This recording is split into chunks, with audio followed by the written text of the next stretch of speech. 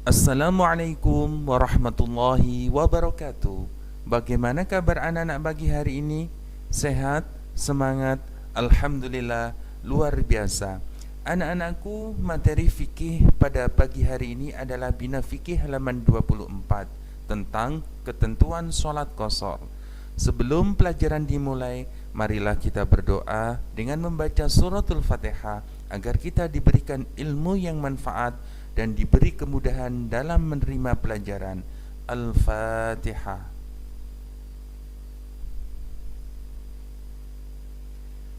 Anak-anakku, pengertian tentang sholat qashar. Sholat qashar secara bahasa, qashar berasal dari kata qasiroh, yang artinya meringkas atau memendekkan. Sedangkan menurut istilah, sholat qashar adalah sholat fardu yang diringkas jumlah rakaat sebenarnya pada sholat-sholat tertentu. Hukum sholat qashar adalah mubah. Mubah mempunyai arti boleh. Bagi siapa?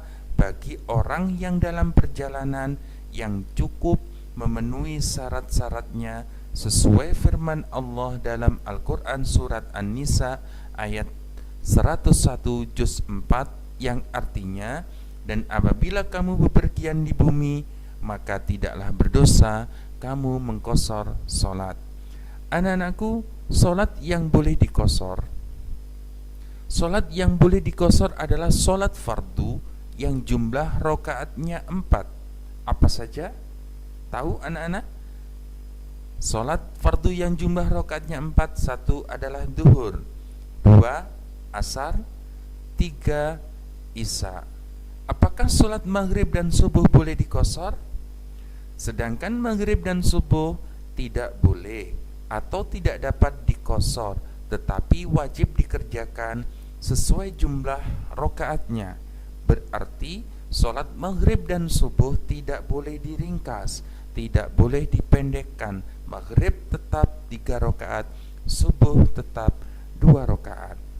Anak-anak, syarat sah sholat qashar yang pertama adalah kita melakukan perjalanan yang dilakukan minimal berjarak 3 farsak atau 80,64 km. Apabila anak-anak berpergian jauh ke rumah saudara, ke rumah nenek, ke rumah kakek, yang mana jauhnya melebihi dari 80,64 km atau minimal 80,6 km, berarti anak-anak diperbolehkan untuk melakukan sholat qashar. Anak-anakku, syarat sah sholat qashar yang kedua, perjalanan yang dilakukan bukan untuk maksiat, seperti melakukan hal yang dilarang agama, berjudi, mencuri, sebagainya. Karena apa?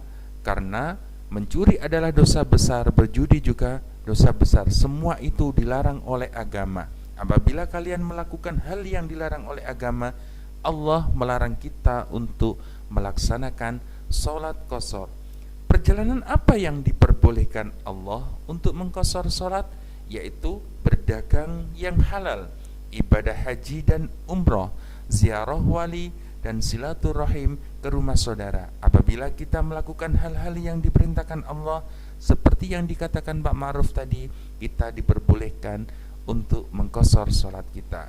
Syarat sah sholat qashar yang ketiga adalah sholat yang diqashar harus jumlah rakaatnya 4. Diingat-ingat, sholat fardu tadi ada 3, duhur, asar, isya, jumlah rakaatnya 4. Sedangkan maghrib dan subuh tetap sesuai dengan jumlah rakaatnya, tidak boleh diqashar. Yang keempat, berniat sholat qashar pada takbiratul ihram. Sebelum melakukan sholat, anak-anak harus berniat sholat qashar. Niatnya sholat qashar duhur, usolli fardhu duhri rak'ataini qasran lillahi ta'ala. Untuk asar, usolli fardhul asri rak'ataini qasran lillahi ta'ala. Untuk isya, usolli fardhul isya'i rak'ataini qasran lillahi ta'ala. Di sini sudah berbunyi rak'ataini, berarti sudah diringkas menjadi 2 rakaat, yang asalnya sholat duhur 4 rakaat, asar 4 rakaat, isya pun 4 rakaat, diringkas menjadi rak'ataini 2 rakaat. Syarat sah sholat qasar yang kelima, tidak bermakmum pada orang yang sholat biasa. Dikala anak-anak mau mengqasar sholatnya, ada orang yang sholat berjamaah di depan kalian, karena itu sholat biasa, kalian tidak boleh bermakmum pada orang tersebut yang sedang melakukan sholat biasa, yang bukan sholat qasar atau sholat jama'. Anak-anakku, sebab diperbolehkannya sholat jama' dan qasar, salah satunya melakukan perjalanan sekitar 80,64 km atau 3 farsa, dan bukan perjalanan untuk maksiat, dan hanya perjalanan yang sesuai ajaran agama Islam. Yang kedua, masaqah, keadaan darurat. Keadaan darurat di sini keadaan yang sulit untuk melaksanakan sholat secara normal. Contohnya, perjalanan tidak sampai mencapai 3 farsa, tetapi kondisi jalan raya yang sangat macet total, maka Allah memperbolehkan melakukan sholat qasar. Yang ketiga, hujan lebat. Jika kalian berada di suatu masjid atau musola, tiba-tiba turun hujan yang sangat lebat, diperbolehkan melakukan sholat qasar atau menjamak sholat tersebut. Yang keempat, sakit. Sakit merupakan cobaan dan ujian bagi manusia, dan apabila seseorang bersabar dalam menghadapi cobaan ujian sakit tersebut, Allah meringankan, Allah memudahkan agar mereka tetap bisa melaksanakan perintah Allah yang berupa sholat, maka Allah memperbolehkannya untuk mengqasar.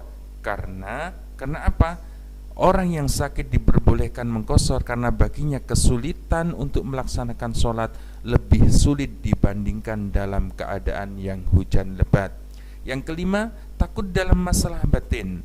Takut dalam masalah ini bukan takut seperti yang biasa dialami oleh seseorang, tetapi takutnya, contohnya, pada saat-saat ini Indonesia, negara kita, desa kita, kota kita diuji sama Allah dengan penyakit COVID-19. Kadang kita rasa takut untuk sholat berjamaah di masjid. Ketakutan seperti ini Allah mengizinkan kita untuk melakukan qasar karena terancam apabila kita melakukan aktivitas di luar, takut karena sesuatu mengancam seperti yang akan terkena bencana alam atau sakit atau tertular dan lain sebagainya. Allah mengizinkan kita untuk mengqasar. Yang keenam, kepentingan yang mendesak. Kepentingan yang mendesak ini adalah kesibukan atau kepentingan yang sangat sulit kita hindari, tapi kita diwajibkan untuk melaksanakan sholat. Oleh sebab itu ada salah satu Imam Nawawi dalam kitab Syarah Muslim menerangkan, Imam Nawawi memperbolehkan menjamak sholat bagi orang yang tidak dalam safar perjalanan jika ada kepentingan yang mendesak, asal hal itu tidak dijadikan kebiasaan dalam hidupnya. Intinya, jangan membuat alasan kepentingan itu mendesak. Tugas anak-anak adalah satu, merangkum keterangan yang sudah disampaikan Pak Guru tadi.